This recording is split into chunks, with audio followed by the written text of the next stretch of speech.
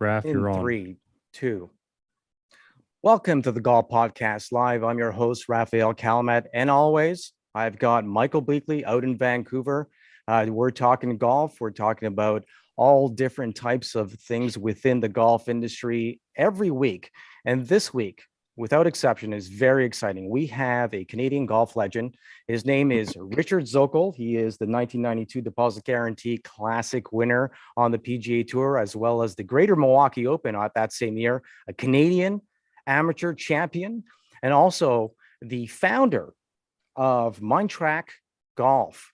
Welcome to the show.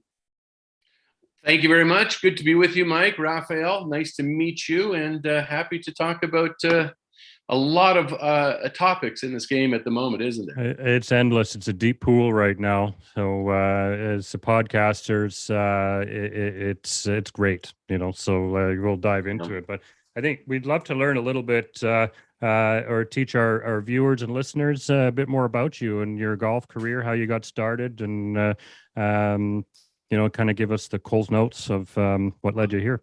Sure. Well, I as a young boy, played a lot of sports and became a member of the Marine Drive Golf Club in Vancouver when I turned 12 years old in 1970. Yeah. And lived across the street from the golf course. So kind of going to the golf course, caddying. I started caddying on a weekend, every weekend, for a fellow by the name of Leopold Bentley, who was the founder of Canadian Forest Products. And just for some pocket money, and then started playing golf. And as I got into high school, kind of started running with the wrong crowd and got into a little bit of trouble. Was heading down the wrong direction. And my father, who came down hard, it came from a very loving, close family. My father came down hard on me and said, "You can't hang around with those kids, but the only place you can go to is across the street to that golf course." So in an effort to kind of stop feeling the shame that I felt, I spent a lot of time at the golf course, like sun up, to well past sundown, and got a new group of friends, and we started to play golf, and they were always better than me. And we started playing some inter-club golf championships, and then into some, the BC Junior and the BC Amateur, and then got through junior golf in high school, and very much at that time dedicated myself to becoming a professional golfer. And I was prepared to, I had a very determined perspective, and walked on to the Brigham Young University golf team because Jim Nelford, who is a Canadian from Vancouver that played at BYU, put in a good word for the coach. And I turned out to be a walk-on and onto the team. And he put me in a dorm room with this guy named Bobby Clampett, who I didn't know was at the time. And then Clampett turned pro. We were ranked number one in the NCAA in my senior year, and I was the captain of the team. And we went in and won the NCAA championship in 1981, won the Canadian Amateur in 81, and then went to the qualifying school in November 81, got onto the PGA Tour immediately, and that was 1982, my rookie year on the PGA Tour. So that's how it happened. Amazing. Yeah, even the World Amateur team in 1980, going back a year. So I guess Brigham Young University did a lot for you. Got you prepared to play on these bigger tournaments, and met a lot of great people. What was the experience like? Obviously, it's so different than Division 1, 2, or 3 golf these days. What was it like back then as golf, as a sport, and getting into competitive golf? Well, Brigham Young golf team, like I not being a religious person and not even knowing Brigham Young University was a Mormon school, I wanted to go there because they had this wonderful golf program. I watched Jim Nelford go down there every year, come back after his freshman, sophomore, junior year, and it was amazing how good he got. And I want that. And BYU was always ranked number 1, 2, 3, 4, 5 in the nation as a Division I golf team. And I didn't even realize, I was so naive to understanding on even how to get there. And I first applied, and the coach said no. But it wasn't until I got paired with Jim Nelford in the 1977 BC Amateur Championship in Kamloops. He had just finished his 4th year, won the Canadian Amateur twice, won the Western Amateur, finished his 4th year, and he was turning pro. He was on his way to the PGA Tour, and he put in that good word, and that was the thing. So the program at BYU, it was remarkable, and it just, a lot of the guys on the team were there was a pipeline of guys getting onto the PGA Tour, and it was a very special place, and we and it started, and then right after me, Brent Franklin went there, and there's a whole bunch of other Canadians. Yeah, Mike Weir.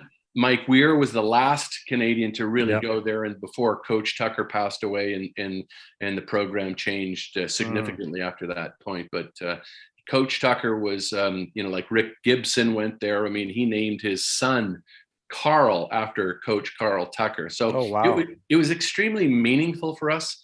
It was like another family down there, and it was just a program that just developed people, from the principles inside out, which was, I think, the key thing to advancement.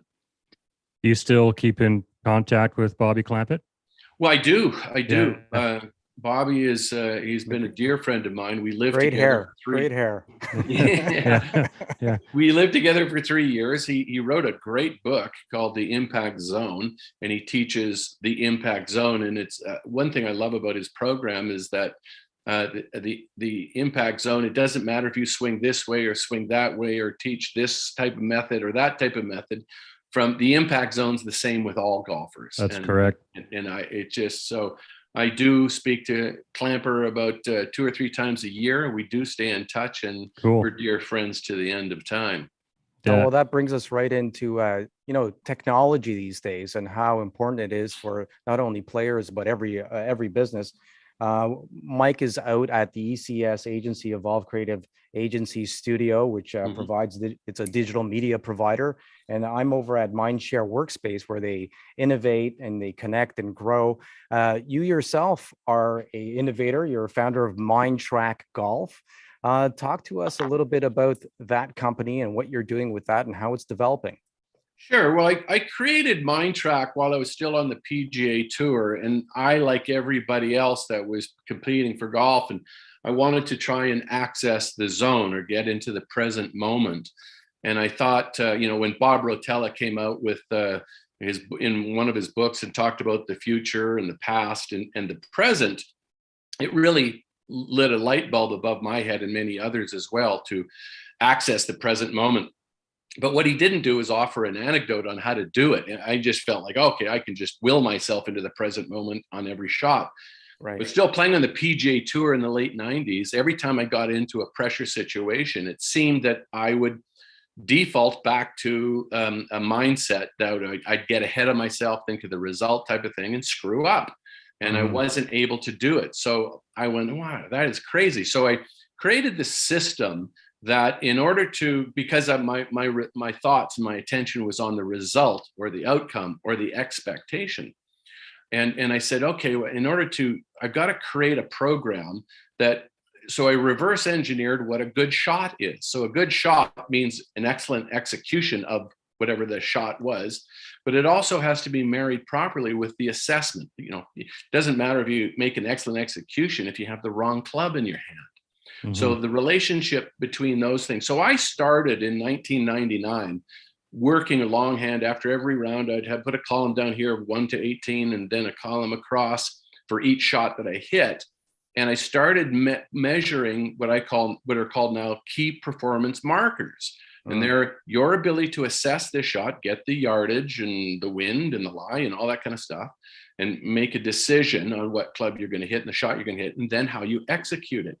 So I found that when I put my attention on those two things and graded them, and then I started to attach shots lost or shots gained to one or the other, or a combination of both of these two key performance markers. Right. And it really started to change how I started to perceive the shot. And I started to get really good at this. And it was the thought protocol that got me good at this. And the aha moment happened at the US Open in 2000 at Pebble Beach. Here I'm 42 years old. And I'm kind of was struggling a little bit with my game in that moment, made the cut barely, played a poor round, shooting 80 in the third round. And I come out on the Sunday at Pebble Beach at the US Open. I'm kind of going, come on, look what Tiger's doing. I mean, this is Pebble Beach. This is the US Open. This is just let it go. So I go out there and proceed to shoot 30 on the front 9. You still hold that record, don't you? Well, it's a 9-hole record for US Opens at Pebble Beach. Right. Yes. It's still a record. Yeah. Well, no one's done shot. And there's been a couple of 29s, but they're not on Sunday. Let's put it that way. Right. And so I remember coming down that 9th hole, finishing the 9th hole and walking down the 10th hole. My caddy says to me, he says, do you know what you shot? And I went, and I'm just totally focusing on my 2 key performance markers. I'm conditioned now into, this is all I care about. I don't care about the score. I totally detach from the score. And I care about assessing and executing. I want to do it as good as I can. And I say to him, I don't know what I shot and I don't care. Right. And then at that moment, I know where kind of most people's next thoughts are. Well, when he brings it to your attention, he goes, you shot 30. And the light bulb reaction to me right then and there, after he told me I shot 30, I still didn't care. I said, I still don't care. That's interesting. That was the breakthrough. That was the light bulb. Because and was there a sequence, Richard? Is there a sequence of thought that you had that you were thinking about? Is there like 1, 2, and 3? Yes. Yeah. So basically, you're confronted with this shot. Doesn't matter if it's a tee shot, a putt, a chip, or a bunker shot. And I ask myself this question. I go, okay, what do I, if it's an iron shot, you go get the yardage, you do the wind, you see the lie, and then the sequence is you make a decision based on the information and you assessing this shot. And then you go, okay, once you made your assessment, there's an automatic commitment to it. You shouldn't have to ask yourself, am I committed, or make sure you are committed. And then your next job is to execute the shot that you made your decision on to hit. And then right after the shot's struck, I value 3 ways: excellent, satisfactory on the execution. And then I put a valuation on my assessment. So the sequence goes like this: assess, execute, and then evaluate the execute, then evaluate the assessment. And then you move on. It's that simple. And then so I used this period, it really helped me putt better. In 2001, I was statistically the #1 putter on the PGA Tour from putts between 10 and 15 feet. At a pinnacle, at a time where playing golf and having any kind of statistic was hard, with Tiger on the scene and everybody it was culminating to that point. It was the boiling point where golf became bigger than it's had ever been before. It had skyrocketed. And at that time, quite frankly, I didn't even know I was statistically putting statistic leader until literally a couple years ago when I look back at the stats. Wow. So if you go into the PGA Tour, look at the stats in 2002 on putts from 10 to 15 feet, there you have it. So It really made a difference. So I always figured I was going to write a book on this. And then I was retired from the tour in 2003 with this information of what is called Mindtrack Golf now. And then come around 2016, 17, I said, you know what, this is going to make a perfect app. And put together a team, raise some money. We spent about $400,000 building the first MVP, and in 2019 I introduced it to Golf Canada. We introduced it to Taylor Pendrith when he was playing on the Canadian Tour. And an amazing thing that happened immediately with Taylor is that he had he had been playing poorly for a couple of years. There were a lot of high expectations on Taylor to be the next Mike Weir in Canada at the time. Very difficult expectation and mindset. And he was struggling at the time. And so at the Canadian Tour event in Kelowna at the time in 2018, I got Taylor, Jared Dutois, and Hugo Bernard, and I passed it through Golf Canada, and they said, let's test it with them. So I introduced it to them. I said to all 3 of them, I said, look, you all have the talent to be a great tour player. But what's going to determine whether you make it or not in professional golf are going to be the thoughts that run through your mind on a daily basis, whether you're playing in tournaments or whether you're in practice rounds or thinking about who you are as a person. And I said, it's very critical. So I got them very excited about it, but Taylor really took off with it. In his next 7 weeks, he went T48, T16, second, win, missed cut, and then he won for a second time and won by 8 shots. Amazing. He finished second on that money list, jumped to the Corn Ferry Tour, where in 2020 he finished second behind Will Zalatoris. Right. Then 2021, the second year because of the COVID double years, he finished 5th. Yeah. Got onto the PGA Tour, and then we watched him this past year, finished 47th as a rookie on the PGA Tour, and that's with 4 months off due to broken ribs.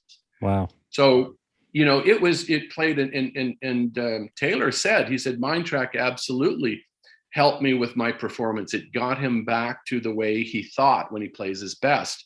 And his quote to me was that he doesn't get attached to his bad shots anymore. So we're very excited to have played a role in Taylor's development as it relates. So he's got, you know, Derek Ingram, who teaches him very well, and he's such a good player. But we're happy to play that role. What kind of feedback did you get from Golf Canada, and will there ever be any API connections between Golf Canada's data and Mindtrack's data? Well, Kevin Blue is aware of it, and I've talked to Kevin Blue about it, and I've just basically said, you know, I'm of the opinion that this is really a missing piece, because the game of golf is so psychological to all golfers. It doesn't matter if you're a serious player or an 18 handicap. If your mind isn't trained properly or conditioned properly to have that mental fitness, you're going to struggle with this game. Mm-hmm. So I've talked to Kevin Blue and made it very clear that happy to participate, because I think our protocols will be a very important factor into their objectives, particularly as it comes to the young, inspiring professional squad that they're developing.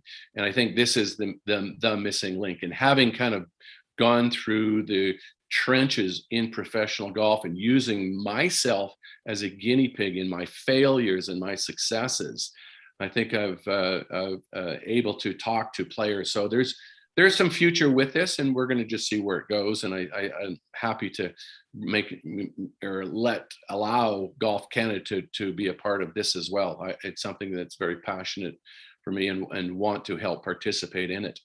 Well, it sounds like it would be very helpful, because golfers, like, we tend to remember the bad versus the good sometimes. Like, you know, and that fear creeps in on a hole that, you know, you've have a tendency to tank it on. So the tool sounds like it would be a great asset for any golfer, especially competitive players.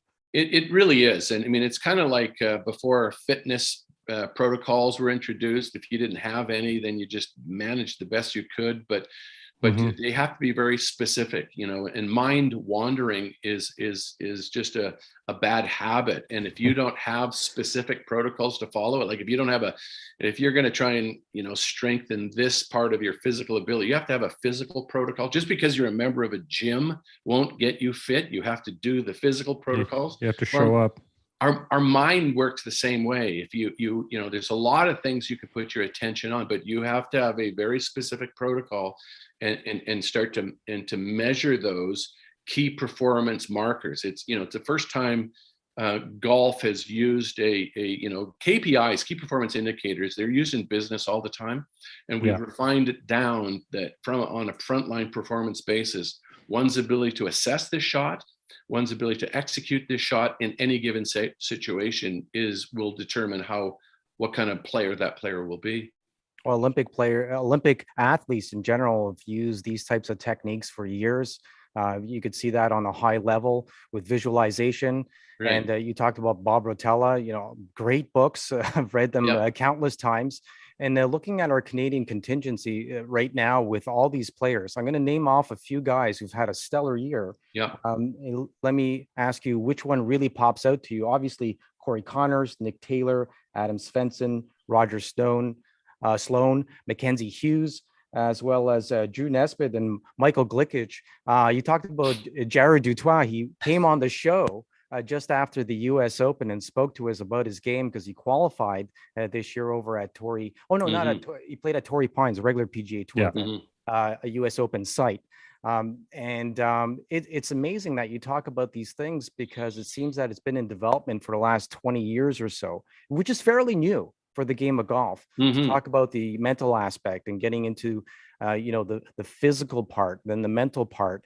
And with all the travel that the players do, it's pretty incredible to see players have that routine and have all these coaches and technology available. So kudos to you for developing this, because there's no one better who's had so much experience on the Canadian front, at least, as yourself. Well, thank you. Yeah. And the team, I've got to talk about my team because I've got, Sean Foley's on our board of directors. We signed him over a year ago. And then the last couple of months, we brought on Dr. Raymond Pryor, Prior, PhD. He's a clinical psychologist. You need to Google this guy. He was on Hal Sutton's podcast. Anyway, Raymond's a part of our team now. We signed him. So we have kind of the three pillars of player expertise. That's where I come in. Sean Foley is the coaching expertise. And Dr. Raymond Pryor is our psychology consultant. So we're very happy with this team, and you're right. Let's take a look at Michael Gligic. What a wonderful example, particularly now that he's gotten his card back for the second time, type of thing. So Michael's is a very good player, and I think his mindset needs to improve, particularly as he's feeling comfortable on the PGA Tour. He's had a couple of years out there with the double. He got his card back a year ago by going back to the Corn Ferry Tour. So it seems to me, with the big game that he has, he's not quite comfortable playing on the PGA Tour yet. He struggled with his performance. But what's interesting about Michael is this is the second year in a row he's had to go back to the Corn Ferry Finals. And every time he's cornered, he responds with excellent performance. That's a fascinating study because his next step, obviously, is to, now that he's been out on the PGA Tour for 2 or 3 years, he knows what it's like. He needs to start performing on the PGA Tour. He needs to start believing that he belongs. I had this affliction when I first got on. It's natural and normal for most people, unless you're a Tiger Woods or a Rory, to kind of to acquire that mindset, that belief that you belong out there. And when you do, that's when his performance and his talent will really show. That's incredible. That's really great. We're going to switch things around just a little bit because we really want our audience to get to know you as a player. You obviously got a nickname over the years as Disco Dick. I remember you having your Sony Walkman and your headphones on. I was just talking to Jeff Hatfield, a hockey family where I work at over at Vic Hatfield's practice and learning facility over in Oakville, Ontario. And he was saying, I remember I was a teenager. The only reason I had my Sony Walkman and my headset on is because of Dick, right? And how did that come about? So the music part, the Walkman, and the nickname. Well, it was actually when I did that. It was my rookie year on the PGA Tour in 1982. And I, like the example with Michael Gligic, I didn't feel comfortable out there.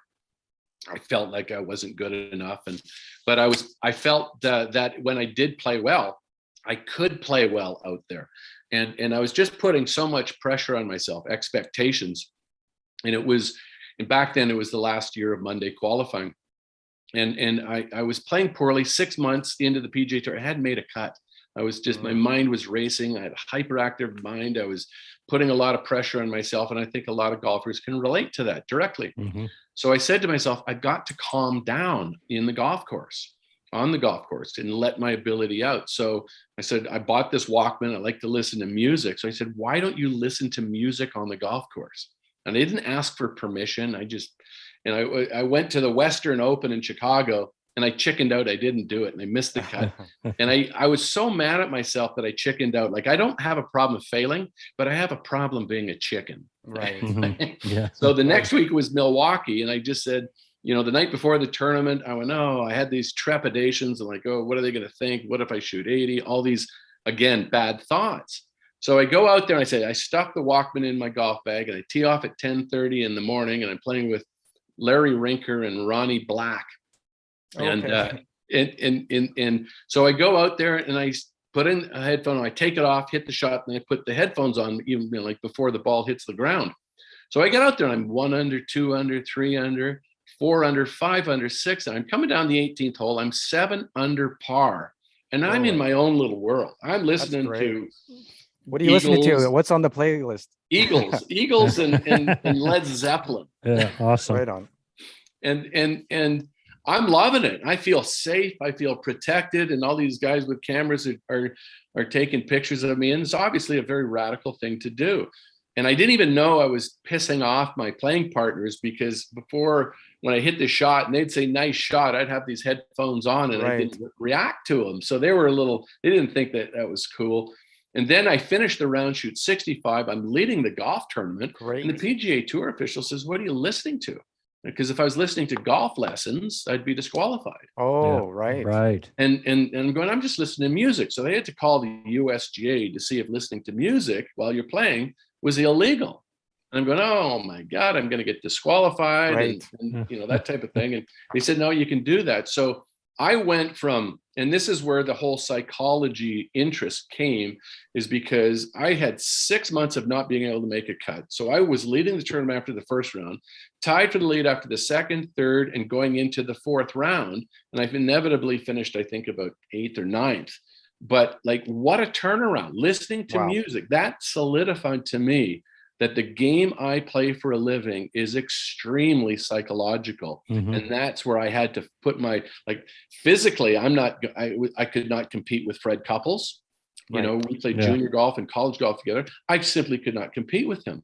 But golf is a mental game. And I said, this is where I'm going to have to learn. This is the path that I'm going down. And so I did it for about a year on the PGA Tour. And then I got past the point where I didn't have to rely on listening to music to distract my thoughts. So it was a great learning curve. Well, you hit the nail on the head by mentioning a racing mind, because how many times you get up there, we have a routine, and then you get up in front of your ball and you're like, maybe I'm going to get a hot dog at the turn, and then it just totally ruins your shot. You should stop and start over. But quick question, the nickname, typically when we get a nickname, we don't like it. So were you a fan of Disco Dick, or did you hate it? Well, no, I was okay with it. And I was fine with it. And actually the headlines read Disco Dick leads open, and it was across most of the headlines in the sports section. Yeah. I was fine with it. I mean, there's still a lot of guys. Jim Thorpe called me Disco, and it starts to stick. And I think because it got me into kind of an acceptance role as a tour player, I started to feel like I belonged when you perform, and you don't really care what they call you as long as how they refer to you is with respect. And if you have respect from your peers, you've earned it. Mm-hmm. And that's where you start to feel really good about it. And and guys would call me Disco. A lot of guys called me Disco, and still do to this day. And so it's a badge of honor. There's no question about it. Awesome. Well, thanks for sharing all that. One of the things we do on the show is share funny or embarrassing golf stories. And so we had all our guests talk about maybe a tournament they played in, or somebody notable they played in, whether it was a charity event or a tournament itself where something happened with the crowd or with their foursome that is sort of a milestone story. So anything comes to mind when I say funny or embarrassing? Yes. Lots. That's great, Mike. We can feel normal now. Yeah, exactly. So the one that really stands out is Canada. We're playing in the Dunhill Cup at the old course at St. Andrews. Barr and Halderson and myself are representing Canada, and we're playing the United States. And Ray Floyd, Dan Halderson makes Ray Floyd makes about a 20-foot putt on the 18th hole to beat Halderson. So. And then Dave Barr just hammers Lanny Watkins. So the rubber mat. So it's 1-1 Canada in the States. So we're playing obviously the old course, and I'm playing Mark O'Meara, and I'm 2 shots up on O'Meara, and we're playing the road hole on the 17th hole. Wow. And both of us hit it into the bunker, the road bunker. And I'm a good bunker player, and but that bunker is notorious. And I decide to gamble and go for it rather than play safe and come out to the side. And our Mark gets in there and hits it out, and he plays it safe. And I decide to try and end the round right there. And I hit the best shot I could with this bunker shot. It doesn't come out. It catches the last inch on the rim. It comes back in, and now I'm in trouble because I'm in my feet print, and I try and come out sideways. And I take 4 or 5 shots to get out of this bunker. And it's a mess in there. And by the whole time, the BBC has got me on camera, and they're filming this, and I'm just Canada. I just destroyed this hole, and we lose to the United States because of my mess that I made in the road hole bunker. And then Peter Allis in his British accent as I climb out of the bunker, and I'm just distraught as can be because I just blew it for our nation. And it's a mess in the bunker, and the camera's in the bunker, and Peter Allis in his English accent, he goes, "Yes, it looks as though a couple of Shetland ponies have been mating in there." Brilliant. It was embarrassing at the time, but I can look back on it and pull out the humor from it. And that's great. Past experience. It's a great story. Well, thanks for sharing. Look, we've got a lot of topics to cover, not too much time left. So certainly the big hot button topic of the day and of the last couple of months has been Live Golf. Just maybe your view on Live Golf, the players' decisions on what they've done and how things are kind of unfolding as we watch the Live tournaments and the PGA Tour. And the purses increasing in outstanding historical ways. It looks like the players are the winners on both ends of this. Yeah, I think that the PGA Tour has kind of been a standalone tour as far as at the highest level for the better part of 70, 80 years. And when times come around, and we watched in this unique situation where, money from Saudi Arabia is coming in and have endless amounts of it, that they're doing what they're doing. And I'm all for them competing with the PGA Tour. There's nothing wrong. And as it relates to the United States, any court will want competition. It's regardless of where the money source is, that's irrelevant, so to speak, for competition. And I have no problem if this group, Greg Norman is leading and is being funded by the Saudi Sovereign Fund, and they entice players to go over there. That's fine. They can do that. It makes a lot of sense to a lot of people. But at the same time, it's putting the PGA Tour, and they're reacting to it. And I think they're reacting to it fine. I would have liked to have seen the PGA Tour be a little more proactive on this and do it prior to rather than thereafter. Yeah, exactly.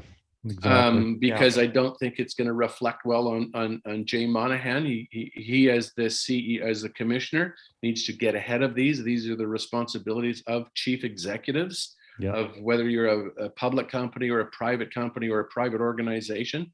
So I think that's a bit of an issue.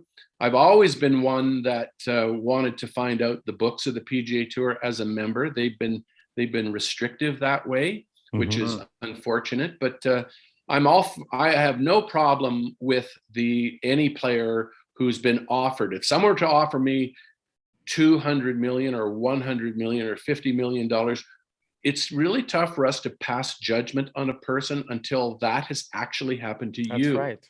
Yeah, that's right. And so for whatever reason they do it, they have to live with it. It's their life.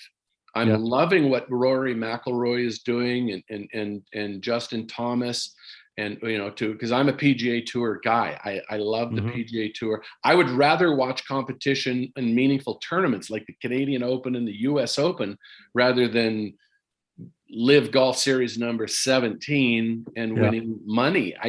That doesn't make it interesting to me. I want to see them playing in the final group, under final group pressure, 4 rounds of golf with a cut, and watching them deal with it. I think there's a winning edge to what the PGA Tour, that they will win in the long run.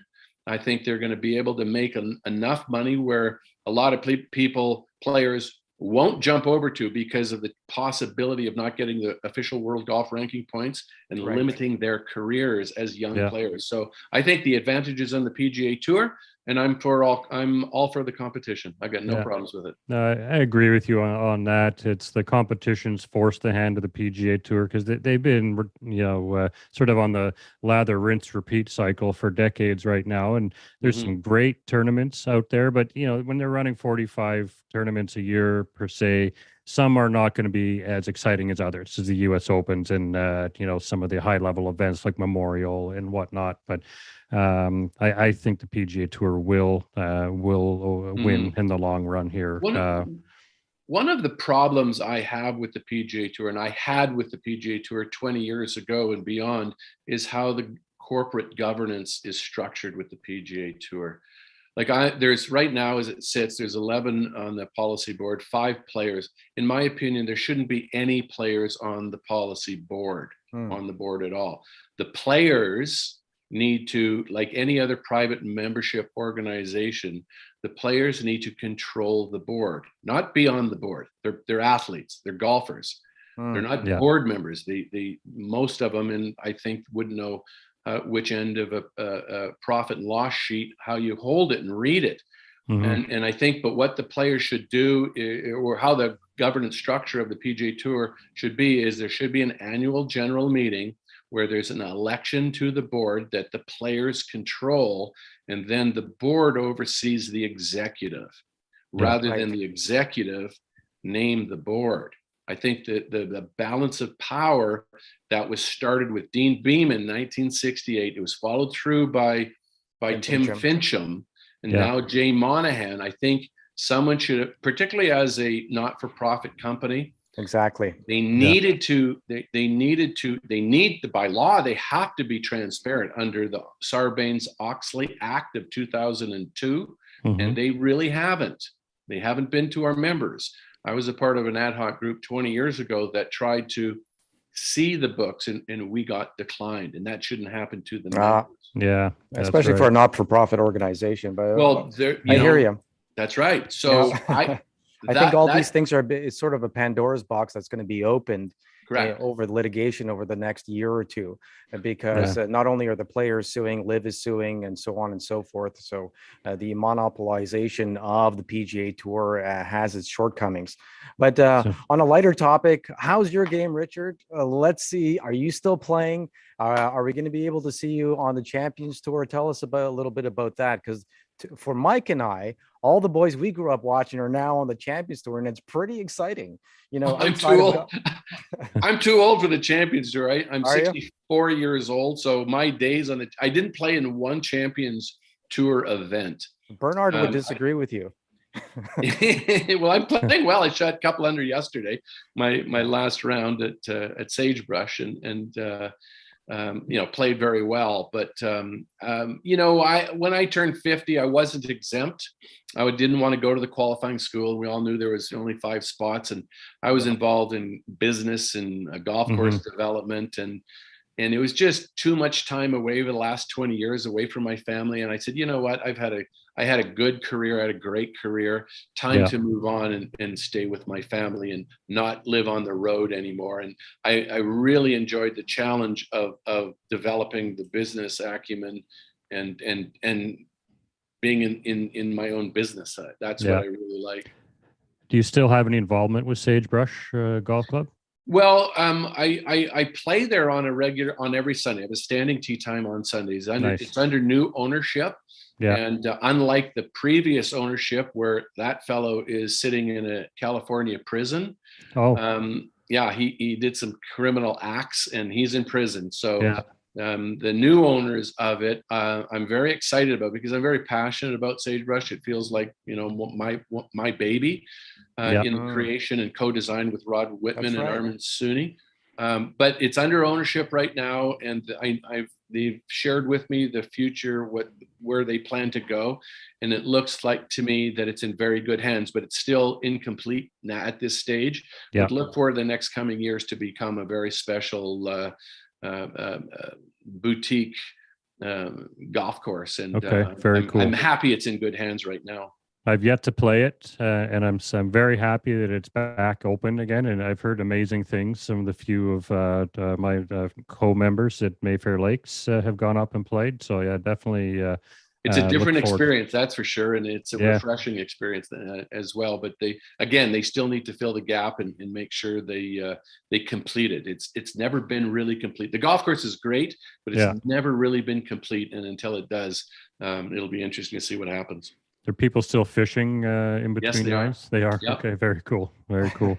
Yeah. What's your home club these days in Kelowna? Well, I work at Predator Ridge. Okay. I sell I'm a golf and real estate specialist at Predator Ridge. So I go to every day for the past 10 years. I live in Kelowna and drive to Vernon. It's only a 35-minute drive, and get to see that most remarkable view of Cow Lake and in the Okanagan, and go to this fantastic community called Predator Ridge, where 900 people live, and selling properties for people who are moving on to the next chapter of their lives and their dreams. It's just a very fulfilling experience. It is an amazing course. I've been up there a few times, and it's paradise for a golfer. Yeah.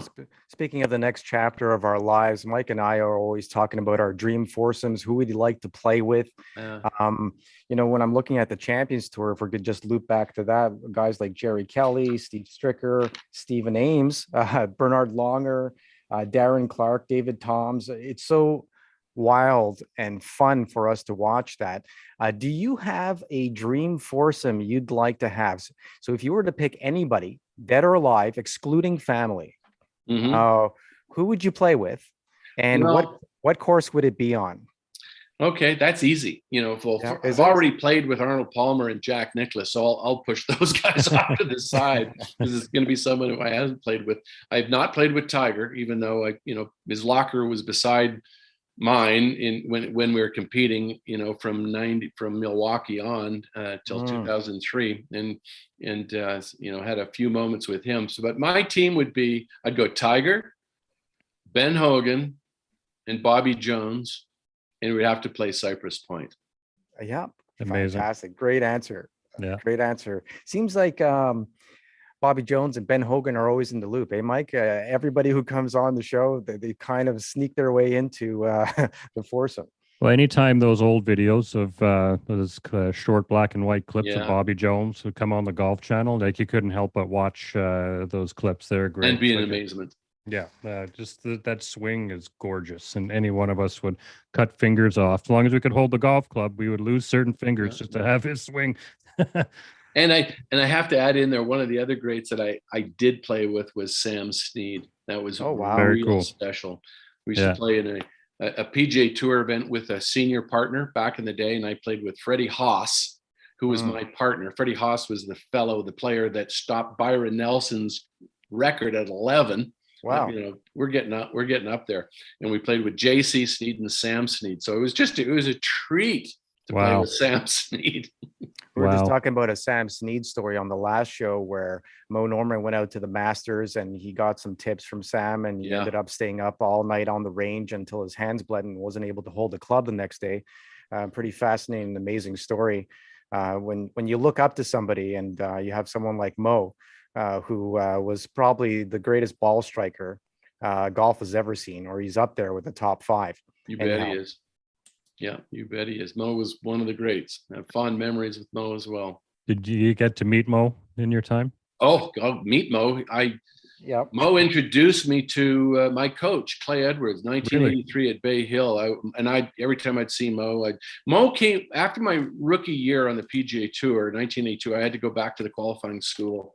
Which was at TPC Sawgrass, and Mo came and watched me play every shot for all 4 rounds. And he stayed about 100 yards away. So I guess he wanted to see what this guy named Zokol was like.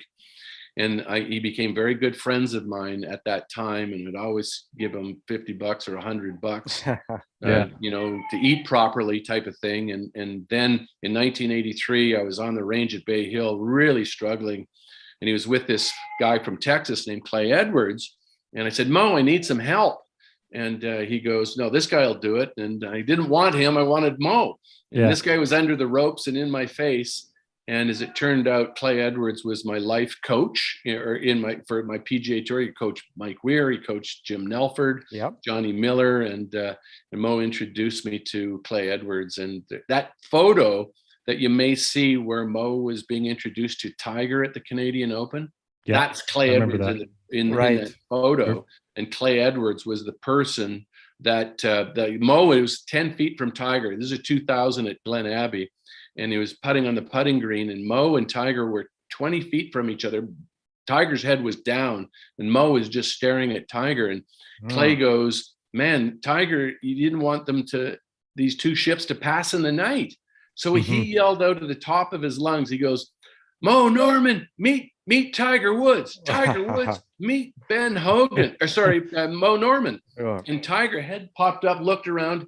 He locked eyes with Mo, and they walked over, shook hands, said a few words, and that was it. And that was the last time Mo and Tiger ever saw each other. Wow. Well, Richard, you've had a great career, and I want to give you kudos, because I don't think Canadians get enough attention for having a career such as yours at a time where it wasn't easy getting out on tour and traveling. So, congratulations on your Canadian Golf Hall of Fame, your Ontario Golf Hall of Fame membership. Really fascinating to watch you over all the years. Just when you think no one's watching, there's a lot of us who grew up watching you guys, and we had, got into the golf business because of what you accomplished and the mountain you had to climb. So congratulations on a great career that's still going strong. Is there anything you'd like to mention, any initiatives or sponsors that you're involved with right now? Well, yeah, thank you very much. That's very kind of you, Mike and Rafael, for saying so. Yeah, I just, the only thing I want to say is I'm really looking forward to that next chapter in Mindtrack Golf and getting it commercially launched in the future, so we can get people's minds on the right track so they don't drive themselves nuts, and they can learn to play the game with more emotional freedom. Yeah, I think you're on the right track with Mindtrack. It's something that every golfer can benefit from, is having structure for our thoughts and measurements for that. So yeah, I did check it out, like I said, last night. So I look forward to seeing how it manifests. Well, good. Well, give me a call offline anytime, and happy to talk to you about it in more detail. And definitely really appreciate you guys reaching out and putting me on your show. Thank you very much. And thank you for taking an hour out of your Labor Day Monday. So, hit them straight. And for anyone who's watching and listening, we're on YouTube Live at the moment. And by tomorrow, we'll be on 17 platforms, Spotify, Google Podcast, Apple Podcasts, basically your favorite podcast platform. So check it out. Give us a subscribe, like, and a share.